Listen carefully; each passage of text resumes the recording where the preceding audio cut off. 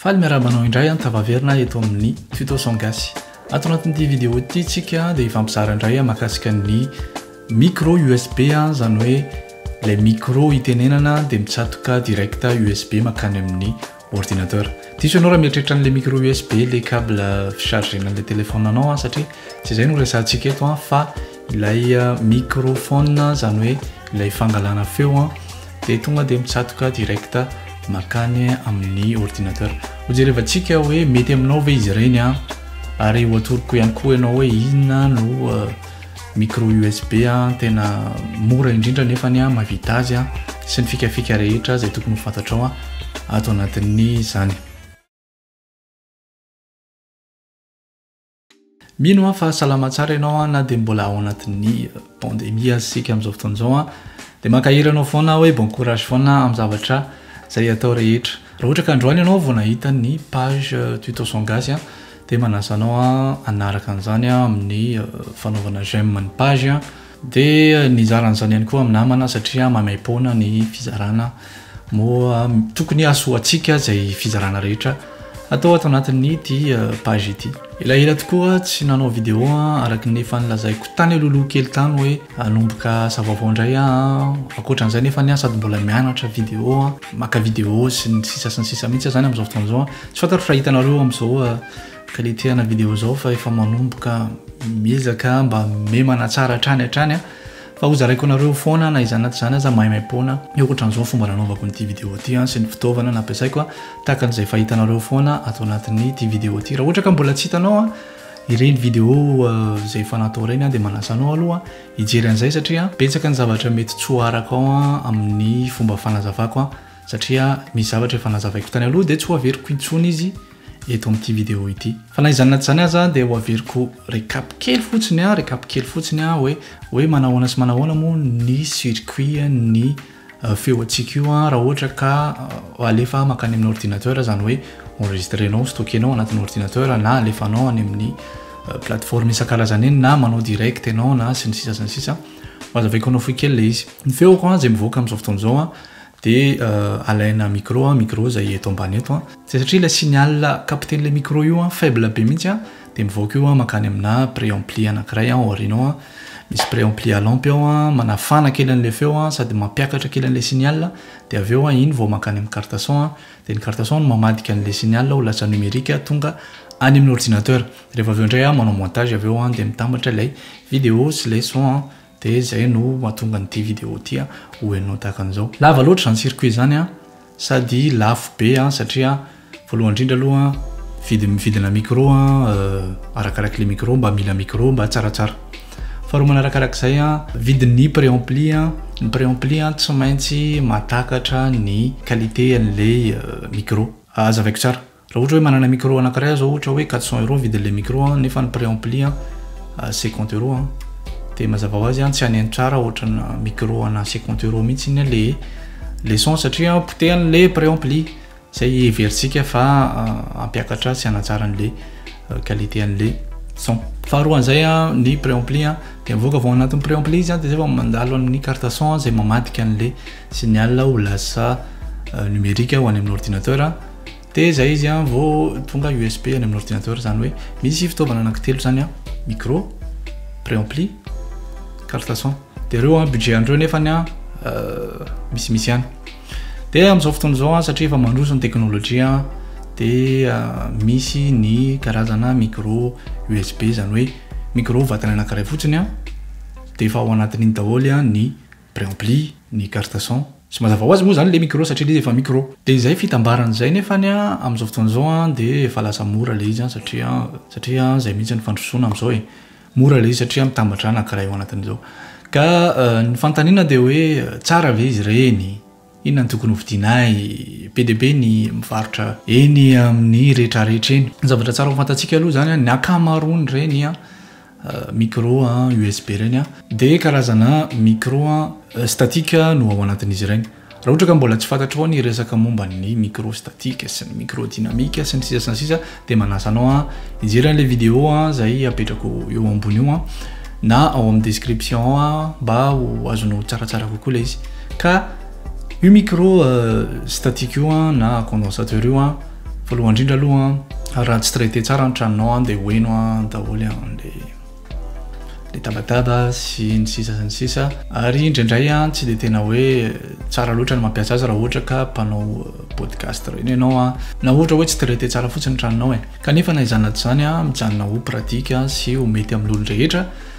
ny micro USB na ambany aza ny vidiny daholo jerevantsika hoe inaviny ny tombony azonao amin'ilay izy voalohany indrindra aloha ianao efa mahazo an'ilay paky anankiray zany hoe mitambatra ao anatin'ny vatana anankiray vatan'ilay micro anankiray ilay micro sy ny préampli sy ny carte son dia mitsatoka hoe USB avy hatrany ianao zany tsy mivaky loha mihitsy ianao fa tonga dia alainao le micro apetraka ao ampiena apetraka eo ambony latabatra dia atsatoka ao USB dia check manomboka ny prise dia milamina ianao tsy zavatra eritreretinao mihitsy fa tonga dia mitsatoka eo dia mandeha io tsy misy réglage petsaka atao mety misy volume ihany eo amin'ilay izy arakaraky ny interface n'ilay izy fa mijanona ho tsotra foana le izy zay aloha zany zao ny tombony anankiray faharoa manaraka an'izay dia ny vidiny mora ny vidiny satria araka ilay nilazaiko teo tsy mividy zavatra maro mizarazara ianao fa manana préampli sahaza azy izy ao anatiny eo dia misy an'ilay convertisseur ihany koa ao anatiny ao dia mora kokoa ny vidiny noho n'ilay mividy be dia be zany ohatran'ilay lazaiko teo aloha teo hoe carte son micro patati patata reny lafo reny dia noho izany mora kokoa izy zay fahatelo maivana izy raha ohatra ka hoe andeha hoaizy ianao na andeha hoaizy raha ohatra hoe manana ordinateur portable fotsiny ianao dia mba te hivoaboaka ny ivelany eny ianao dia eny ianao nanao son na eny ianao niaka feo na eny ianao nanao voix off dia tonga dia mipatan'iny fotsiny ianao dia lasany zany hoe pratika kokoa le izy ary tsy ankivaky loha fa dia zay mazava ho azy fa na dia misy azy antombotsoa dia tsy maintsy manana fahalemena ihany ilay micro USB ny fahalemena dia zao voalohany indrindra aloha ianao manana an'ilay izy mitambatra noho izany raha ohatra ka mianjera ohatra na potika fotsiny le micro USB anao dia veloma daholo zay rehetrarehetra miaraka aminy satria tonga dia tsy azonao ampiasaina en totalité izy zany hoe raha ohatra ka hoe potika zany le micro fotsiny ohatra tsy azonao ampiasaina le préampli na le carte son fotsiny zany hoe tonga dia arina izy zany dia mividy anankiray vaovao ianao azavaiko kokoa ihany koa ao anatin'izany ihany tsy afaka manao karazana upgrade ianao zany hoe manavao na manatsara n'le fitaovana zany ianao raha ohatra hoe manana fitaovana ianao tahaka ny anazao zao mizara daholo ny fitaovana arakaraka le izy misy fotoana te hanolo micro hoe micro karazany hafa indray no ampiasaiko dia soloko le micro fotsiny raha ohatra ka amina fotoana indray te hanana karazana chaleur na son hafa zany hoe te hampiasa préampli hafa dia afaka soloko le préampli fotsiny dia hatrany zany afaka manatsara tsikelikely mampitombo an'le fitaovako dia metsara hatrany izy fa rehefa manana an'le micro USB nao dia tsy hevitra zany rehetrarehetra zany fa tsy maintsy raha simba izy dia arinao izy na mety hoe tsy simba izy mety hoe amidinao izy dia vidy anankiray hafa indray ianao dia zay zany no fahalemeny anankiray zay tena ngeza indrindra ao anatin'izany tsy dia tena souple loatra ilay micro USB satria raha hividy anankiray ianao ohatra hoe micro procaster dynamique zao dia mety anaovanao ohatra hoe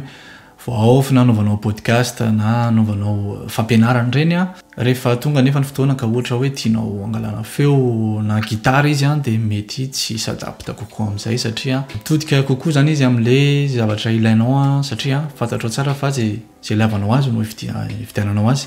raha fotoana zany ianao hoe tianao iovaova zany ny zavatra tokony ataonao dia tsy maintsy mividy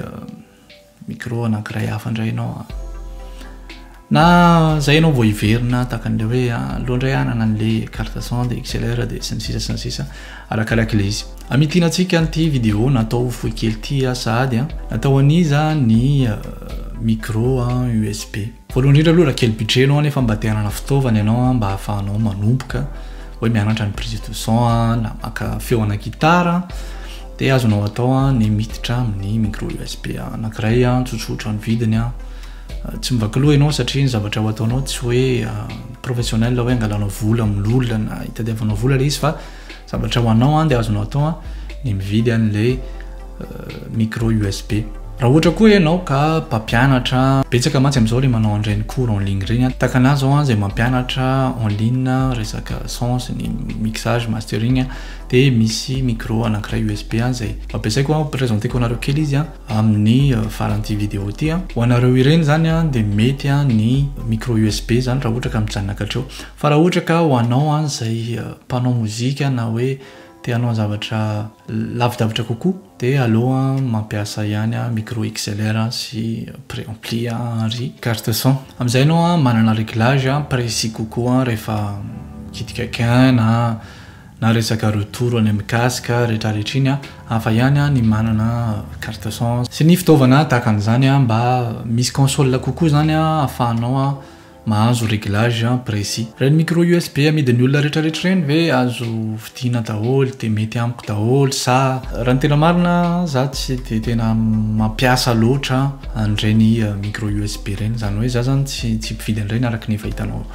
eto moa zany sy ireo fitaovana zay efa natoroko anareo tany aloha tany dia tsy afaka ny nome conseil anareo loatra amin'ilay izy fa raha ohatra ka tena mbola débutant mihitsy ianao zany hoe mbola vao anomboka mihitsy ianao dia tsy maninona makanesany amin'ireny vidio daholo zay hitanao na misy marika na tsisy marika aza mirarahana zany vidio ilay izy ahafahanao manomboka fa zao nefa mifantaro fa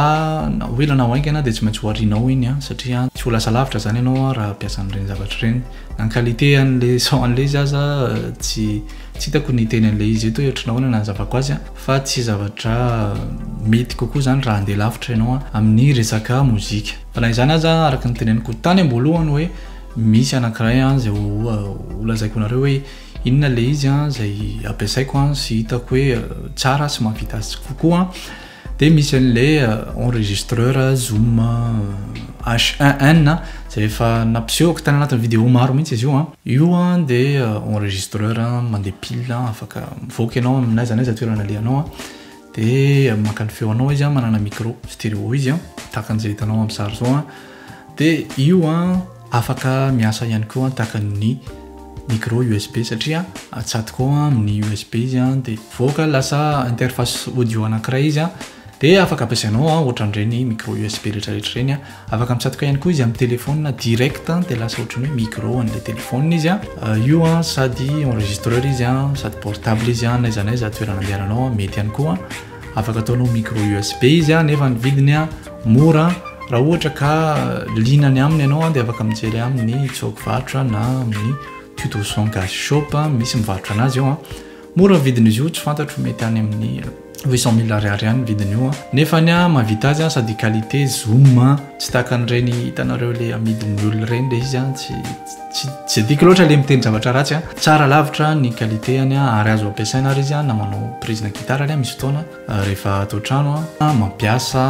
anio fa tsy mampiasa an'le micro professionnel reny satria indraindray tiako kokoa le son azo avy aminy dia zay ny mahakasika ny micro USB ry zareo raha ohatra ka te andeha lavidavitra kokoa nareo dia jereva an'ireny Blue Yeti X reny misy amidy ihany koa amin'ny tuto son gas shop na misy ihany koa ny AKG Lyra zay amin'ny endrika somary vintage fa fantaro fotsiny hoe inona daholo ny caractéristique technique an'ilay izy dia mamaly an'ilay attentinao ve le izy rehefa mamaly le izy dia vidio fa aza misalasala fa tadidio foana hoe tsy maintsy hiala amin'ireny ianao na hoela na hoaingana raha ohatra moa ka vetivety ianao dia mitombo mety ao anatin'ny ray volana ianao dia teoizinao aloha ilany mandray ty fa zay no mahatonga amin'ny teny hoe ilay Zoom H1N satria le Zoom H1N tsy ho arinao mihitsy iny satria ho ilainao foana iny raha tianao fantatra ny feoany dia amin'izao fotoana zao dia miteny amin'ilay Zoom H1N enao hoe stéréo kokoa le son zany hoe fanaizana tsy zany aza araka ilay lazaiko teo hoe enonareo ilay trano eno hoe manako le trano fa zay no feo eno avy amin'ilay izy ohatran'izao daholo zany zao ny son azonareo amin'ireny karazana micro USB reny mety ratsiratsy kokoa raha ohatra ka marika tsy fantatra le izy dia averisika amin'ilay micro tena izy amin'izay dia zao le micro amin'ilay XLR hitanao fa na ny qualité an'ilay izy samy hafa mihitsy afaka koa ny mandalo préamp alamp sy ny sisa sy ny sisa tsy ho lava resaka ry zareo fa manasa anareo izaranty amin'ny namanareo satria betsaka izy ireny no manontany foana any anatin'ireny groupe ireny hoe mety ve zalahy le micro USB sy ny sisa sy ny sisa ity no valiny fo indrindra sy tena mazava anao vidéo vaovao foana ho atsika fa ny vidéo manaraka an'ity dia misy namantsika guitariste anankiray any Madagasikara zay fantatsika sy manana ny lazany izy ary manana groupe manokana mihitsy izy tsy mbola ho teneniko eto hoe izy ny anarany fa izy dia ho ampiseho atsika ny fitaovana zay ho ampiasainy dia izy ihany koa dia ho anoro atsika hoe ohatran'izao fomba azahoana ny son ohatran'izao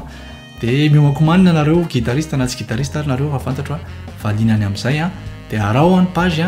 fa ho hitanao eto amin'ity page ity zany arao amin'ny YouTube, arao amin'ny Instagram ary arao amin'ny Facebook.